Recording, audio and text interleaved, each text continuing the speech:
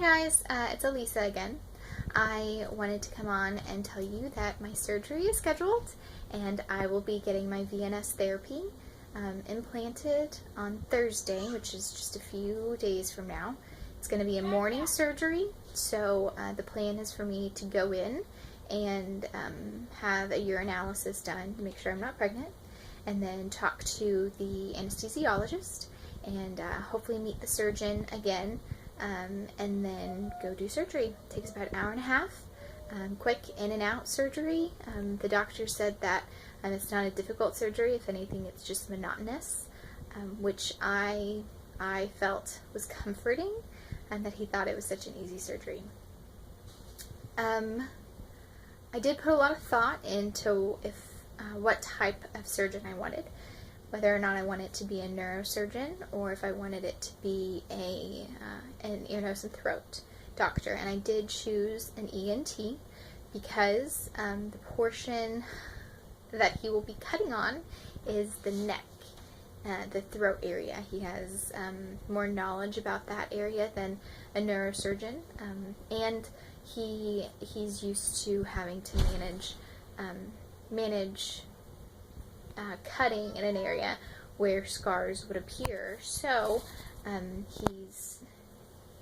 he's able to, he understands more about how to cut in a way that isn't going to leave a major scar, which is an issue for definitely a girl, I would think. But other than that, he also has more idea about that anatomy. The vagus nerve runs right down here, and it's right on top of the carotid artery. And there's a lot of other tissue and stuff there. So I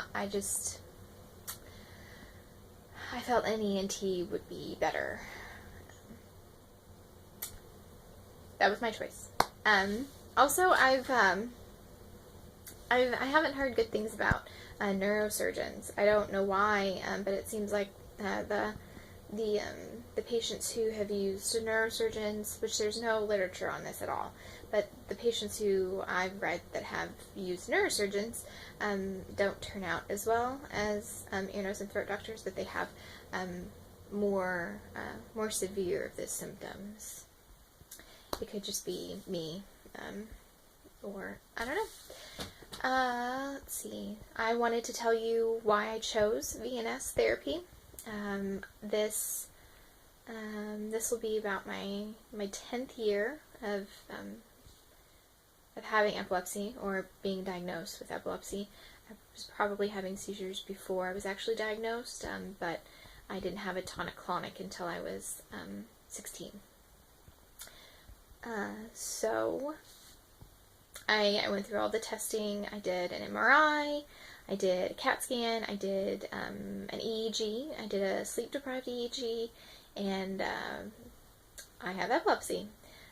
Generalized epilepsy, so it's just kind of, it just happened to me. There's no malformation in my brain, there's no lesions, there's no tumor, there's no traumatic brain injury. I just have epilepsy. So it's just something that I've had to come to grips with. For the longest time, I didn't want anybody to know. It was not a big deal. It just happens occasionally. Don't make a fuss.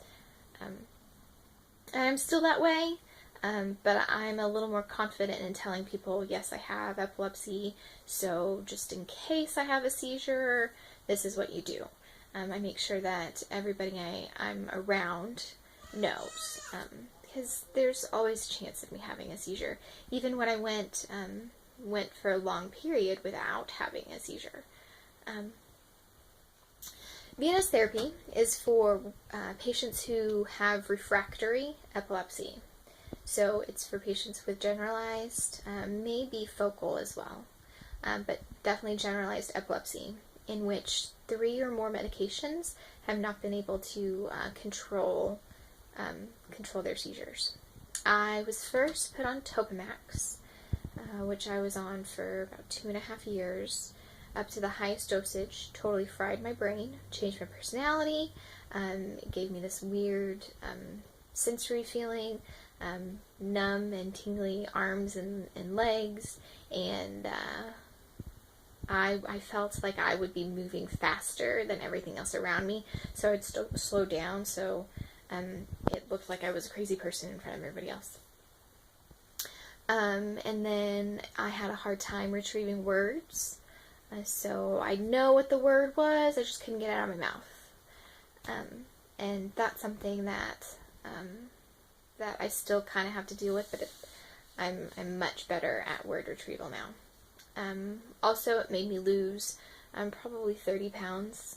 I was not good looking. I looked anorexic. I was malnourished.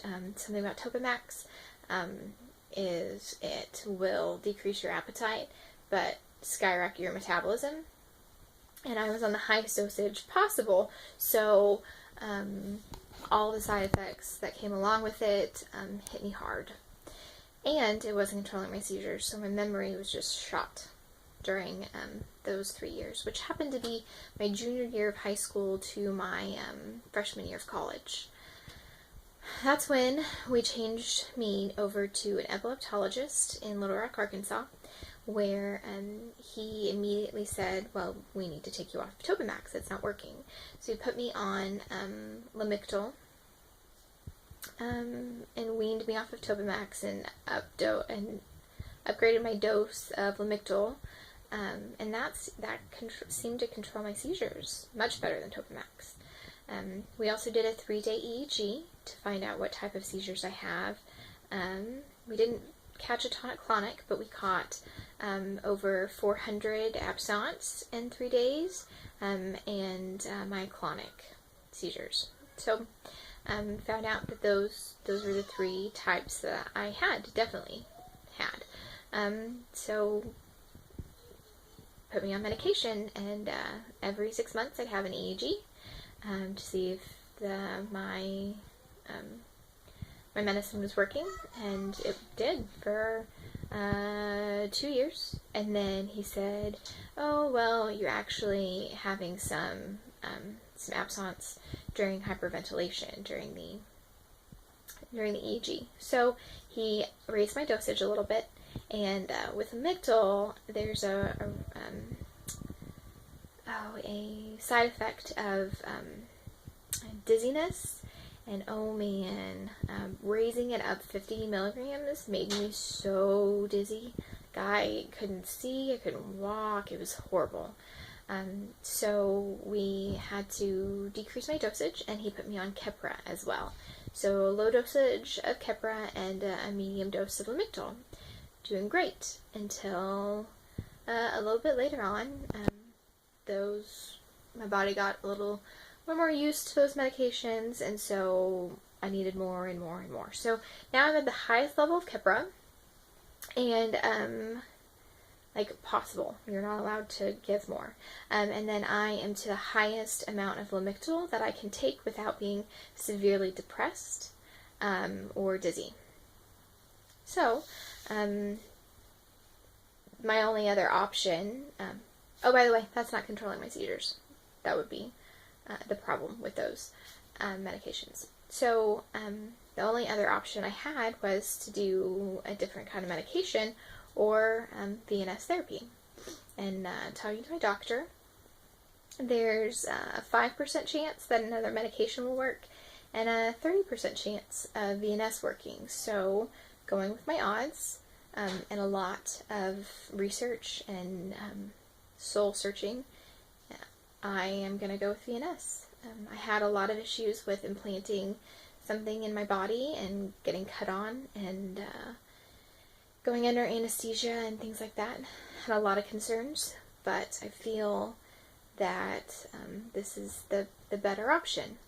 And hopefully this will start decreasing my seizures and allow me to maybe slowly go off of my medication, help my brain heal, and potentially make me seizure free.